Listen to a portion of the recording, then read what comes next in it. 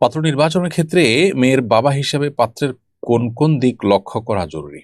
একজন সঙ্গীত শিল্পী দাবি করেছেন বাংলাদেশের 90% মসজিদ নাকি অবৈধ জায়গায় স্থাপিত। আপনি তার দাবি কতটুকু সত্য মনে করেন? চলুন তাহলে আর দেরি না করে আপনাদের প্রশ্নগুলোর উত্তর দেওয়ার আলোকিত ভবনে আমরা প্রবেশ করি। গাজীপুরে চাঁদাবাজি নিয়ে লাইভ করার পর এক সাংবাদিককে কুপিয়ে গলা কেটে হত্যা করেছে দুর্বৃত্তরা।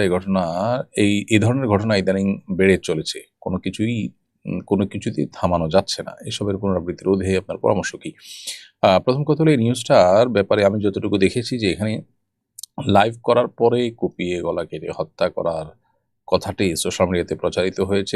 কোনো মিডিয়াতে থাকলেও সেই মিডিয়ার তথ্য এবং ভেতরের নিউজ পর্যালোচনা করে দেখা গেছে তারা ওই ব্যক্তির প্রোফাইল ঘেঁটে কোনো প্রকার লাইভ করার কোনো চিত্র বা আলামত খুঁজে পাননি।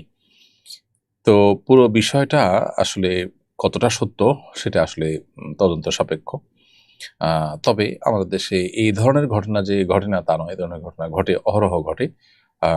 এগুলোর জন্য আমাদের আসলে রাজনৈতিক সমস্ত দলগুলোকে, রাজনৈতিক শক্তিগুলোকে ঐক্যবদ্ধ হতে হবে এবং তাদের সবাইকেই যার অবস্থান থেকে এই পরিস্থিতি থেকে উত্তরণের জন্য সিদ্ধান্ত গ্রহণ করতে হবে যে তারা এগুলো কোনোটাকে কেউ প্রশ্রয় দিবে না।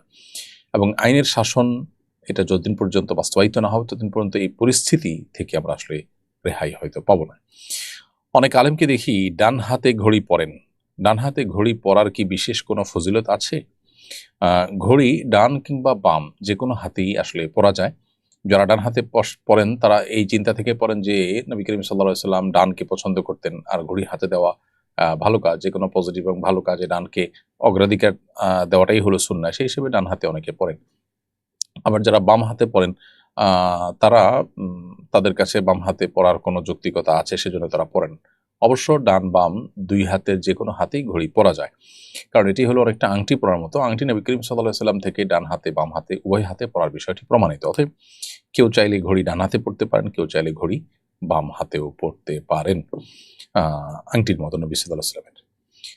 জুলাই ঘোষণাপত্র দেয়া হলো, এ বিষয়ে আপনার প্রত্যাশা কি ছিল? সেটা কি পূরণ হয়েছে? আমার প্রত্যাশা কি ছিল সেটা তো বড় কথা না। আমার ধারণা এদেশের গণমানুষের প্রত্যাশা জুলাই ঘোষণার মধ্যে প্রকাশ পায়নি। জুলাই ঘোষণার মধ্যে সবচেয়ে বড় ত্রুটির দিক হলো যে এদেশের সংখ্যাগরিষ্ঠ মুসলমান ২৪শে ইসলাম ইসলামের যে গুরুত্বপূর্ণ প্রভাবক শক্তি হিসাবে কাজ করার বিষয়টি, এগুলোর কোনোটাই কিন্তু এই ঘোষণাপত্রে উঠে আসেনি। এর বাইরে বিডিআর হত্যাকাণ্ড, তারপরে শাপলা হত্যাকাণ্ড, এরকম আরো অনেক ঘটনা আছে যে ঘটনাগুলো জুলাই ঘোষণাপত্রে উল্লেখ থাকার প্রয়োজন ছিল এবং খুবই প্রাসঙ্গিক ছিল, কিন্তু সেগুলো উল্লেখ হয়নি।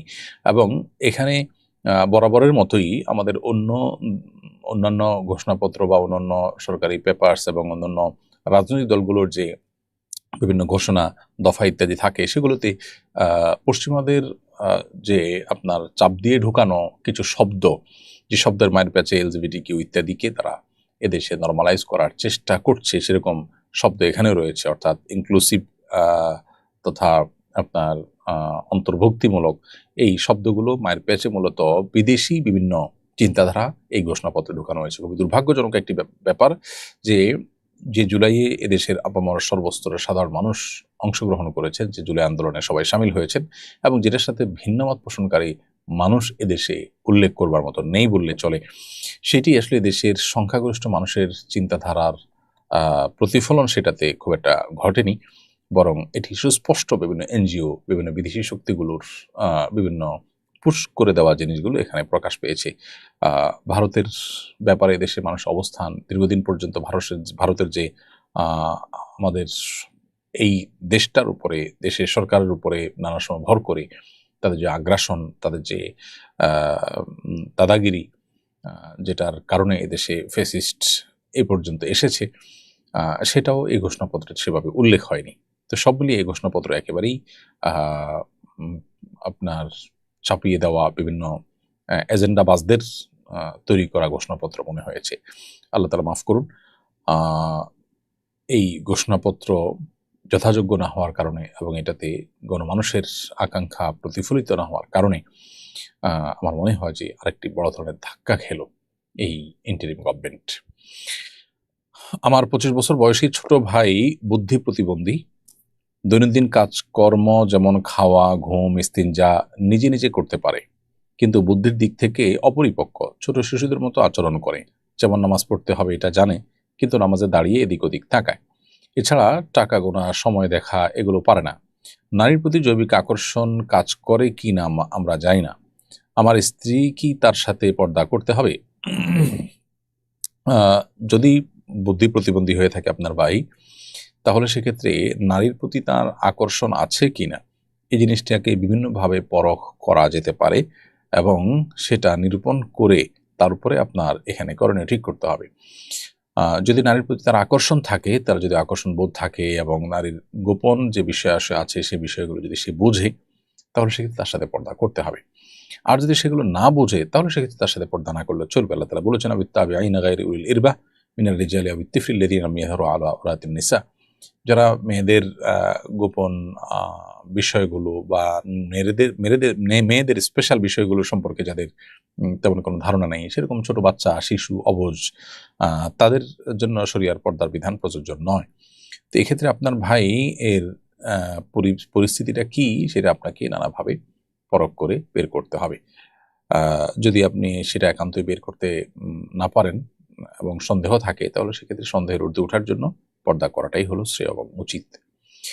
জুলাই স্মৃতি জাদুঘরে অনেক ভাস্কর্য স্থাপিত হয়েছে, এ নিয়ে অনলাইনে মিশ্র প্রতিক্রিয়াও দেখা যাচ্ছে। আপনার অভিমত কি জানতে চাই। প্রিয় দর্শক, আমার অভিমত গুরুত্বপূর্ণ নয়। গুরুত্বপূর্ণ হলো যে জুলাই স্মৃতি জাদুঘরে ভাস্কর্য স্থাপিত হওয়া, এটা কি বিগত ফ্যাসিস্ট আমলের ভাস্কর্য পলিটিক্স যেটা ছিল তাদের, সেটারই অংশ কিনা বা সেটারই ধারাবাহিকতা কিনা।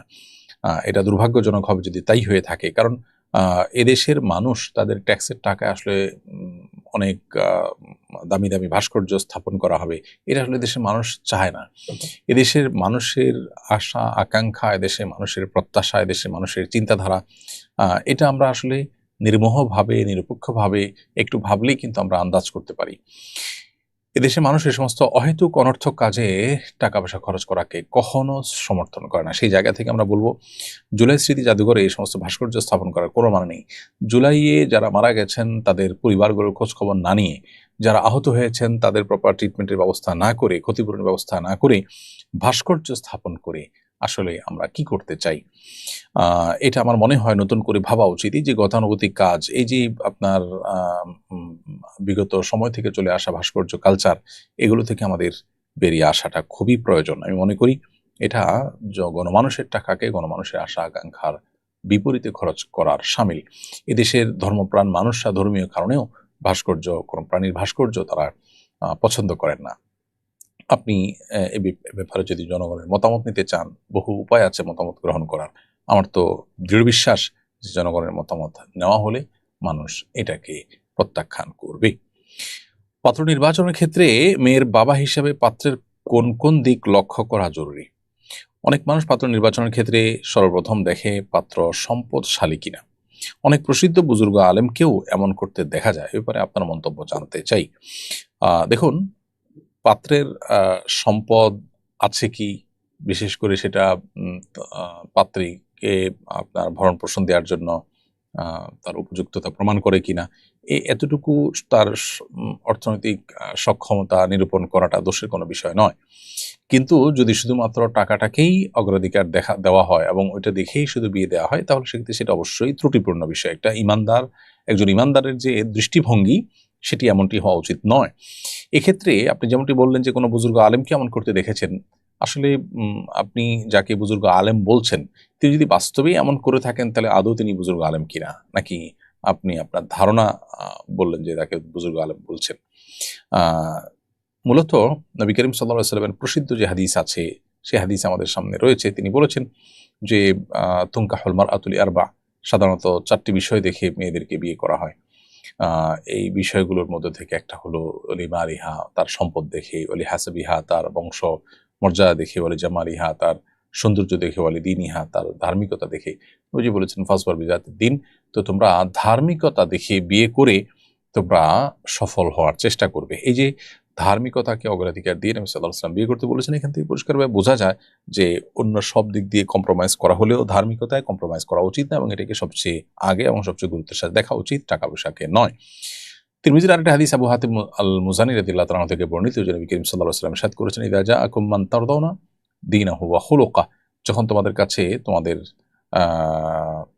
মেয়েদের জন্য বা ছেলেদের জন্য এমন কোনো মানুষ পাবে যে তার আখলাক আচরণ, তার দিনদারিতায় তোমরা সন্তুষ্ট, এরকম যদি পাও ফানকিহুহু, তাহলে বিয়ে দাও।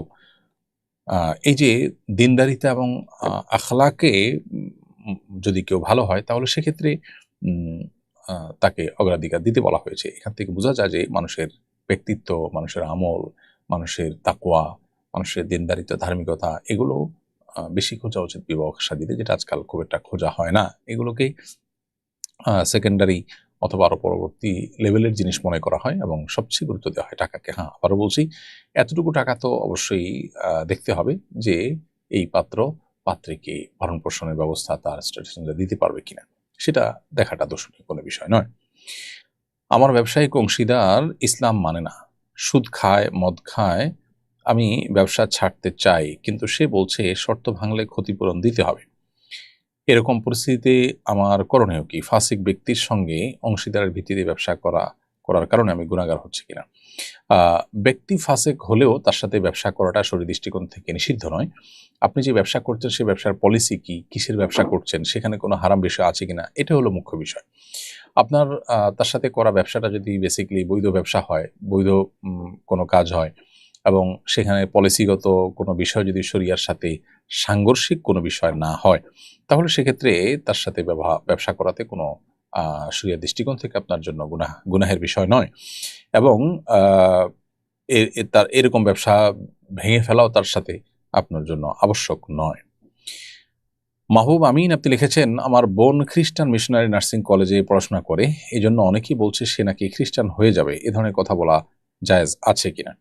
খ্রিস্টান মিশনারি নার্সিং কলেজে পড়া বা খ্রিস্টানদের ধর্মীয় কোনো শিক্ষা প্রতিষ্ঠানে পড়া, এটা মৌলিকভাবে কোনো ইমান বিধ্বংসী বা ইসলাম থেকে খারিজ করার মতো কোনো বিষয় নয়। বিধায় আপনার বোন সেখানে পড়লেই যে ইসলাম থেকে খারিজ হয়ে যাবে এরকমটি বলা সঠিক নয়। তবে সেই সাথে এও আমাদের মাথায় রাখতে হবে যে এ ধরনের প্রতিষ্ঠানে যদি কেউ পড়াশোনা করে তাহলে সেক্ষেত্রে অনেক সময় প্রতিষ্ঠানগুলো সুকৌশলে শিক্ষার্থীদের মধ্যে তাদের চিন্তা চেতনা, তাদের ধর্মীয় বিষয়গুলোকে তারা অনুপ্রবেশ ঘটানোর চেষ্টা করে।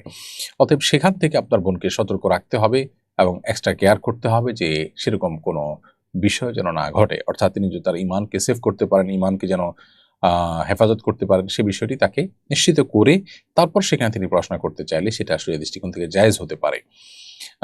যদি রিস্কি হয় তাহলে সেক্ষেত্রে ইমান রক্ষার প্রয়োজনে এ ধরনের প্রতিষ্ঠান অ্যাভয়েড করা উত্তম। তবে যদি কেউ সেখানে পড়েন এবং নিজের ইমান আমল সবকিছু আপন জায়গায় তিনি ঠিক রাখেন, তাহলে সেক্ষেত্রে তার জন্য সে পড়াটাই ইসলাম থেকে খারিজ হওয়ার কারণ হবে, এরকমটি মনে করবার কোনো কারণ নেই। একজন সঙ্গীত শিল্পী দাবি করেছেন বাংলাদেশের 90% মসজিদ নাকি অবৈধ জায়গায় স্থাপিত। আপনি তার দাবি কতটুকু সত্য মনে করেন? আমি সম্পূর্ণ মনে করি যে মিথ্যা দাবি এটি। অনেক মসজিদেই হয়তো সরকারি জায়গায় মসজিদ তৈরি হয়েছে, স্থানীয় প্রশাসনের অনুমোদন নিয়ে অনেকে যথাযথ পারমিশন নিয়েছেন, হয়তো প্রাথমিকভাবে অস্থায়ীভাবে মসজিদ করে এরপরে অ্যালটমেন্ট নিয়েছেন। এরকম অনেক মসজিদ হয়তো পাওয়া যাবে। বাকি কোনো ব্যক্তি মালিকানাধীন মসজিদ, জায়গা দখল করে মসজিদ বা আপনার সম্পূর্ণ অন্যায়ভাবে কারোর জায়গার উপরে মসজিদ তৈরি, এই ধরনের ঘটনা বাংলাদেশে খুবই কম ঘটে। সরকারি জায়গায় যে মসজিদ হয়ে থাকে সেটাও সরকারি অ্যালটমেন্ট নেওয়া এবং নির্দিষ্ট প্রসেস অবলম্বন করা উচিত। দখল করে বা সেখানে মসজিদ করে নিয়ে তারপরে অ্যালটমেন্টের জন্য চাপ দেওয়া এবং সিন ক্রিয়েট করা এবং ধর্মীয় প্রতিষ্ঠানের কারণে অ্যালটমেন্ট দিতে বাধ্য করা, সেটাও অনুচিত কাজ। একটি মুসলিম প্রধান দেশে মুসলিমদের জন্য নামাজের ব্যবস্থা করা যেরকম রাষ্ট্রের কর্তব্য, আবার একইভাবে নাগরিকেরও কর্তব্য যে রাষ্ট্রের সম্পদ যেখানে সেখানে আপনার মসজিদ নির্মাণ করে সেটাকে অ্যালটমেন্ট নেওয়ার জন্য আপনার বিভিন্ন রকমের সিন ক্রিয়েট করা, বিভিন্ন রকমের পরিবেশ তৈরি করা, সেটাও অনুচিত কাজ। এসব কিছু আপন জায়গায় ঠিকই আছে, কিন্তু এই ব্যক্তি যেটা দাবি করেছেন যে বেশিরভাগ মসজিদগুলো বা 90% মসজিদ এরকম, এটা মানে এত বড় মিথ্যাচার যে আসলে তার বিচার হওয়া উচিত এবং তাকে বাধ্য করা উচিত প্রমাণ দিতে। তিনি যদি প্রমাণ দিতে না পারেন তাহলে সেক্ষেত্রে তার বিরুদ্ধে মামলা হওয়া উচিত যে তিনি এত বড় একটা জঘন্য কথা কিভাবে বললেন। আমরা যেখানে বসবাস করি আমাদের আশপাশের 10টা মসজিদকে আমরা যদি খোঁজ খবর নেই তাহলে এই 10টা মসজিদের 9টাই অবৈধ জায়গায় তৈরি হয়েছে এরকমটি কেউ কি আমরা জানি, কেউ কি আমরা মানে এরকমটি বাস্তবতায় দেখি? আমার মনে হয় যে এই ব্যক্তি ইসলাম এবং মুসলিমদের প্রতি বিদ্বেষ পোষণ করেন। ইসলাম বিদ্বেষীদের দেশে চলে যাওয়া উচিত। এটা ইসলাম বিদ্বেষীদের দেশ না, এটা ইসলাম প্রেমীদের দেশ, এটা ধার্মিক মানুষদের দেশ। দেশের বিষয়ক মানুষ ধর্মপ্রাণ। অতএব এ ধরনের কথা যারা বলেন তারা মূলত ইসলাম এবং মুসলমানদের প্রতি বিদ্বেষ লালন করছেন। এই মাটিতে বসে, ধার্মিকদের মাটিতে বসে ধর্মের ব্যাপারে এই যে বিদ্বেষ চর্চা, এই যে মিথ্যাচার, যারা আসলে ইসলাম বিদ্বেষী হয়ে থাকে তারা যে মিথ্যাবাদীও হয়ে থাকে, এই উক্তিটি বোধহয় তার একটা প্রমাণ হয়ে থাকবে। খুবই বিচ্ছিন্ন কিছু মসজিদ হতে পারে যে অন্যায়ভাবে গড়ে উঠেছে, সেগুলোর বিরুদ্ধে আমরাও কথা বলি, কিন্তু তাই বলি আপনার 90% আপনার মসজিদকে এভাবে অবৈধ জায়গায় গড়ে ওঠার কথা বলাটা, এটা আমার মনে হয় তার বিবেককে জিজ্ঞাসা করলেও তার বিবেকও তাকে বলবে যে তিনি মিথ্যাবাদী।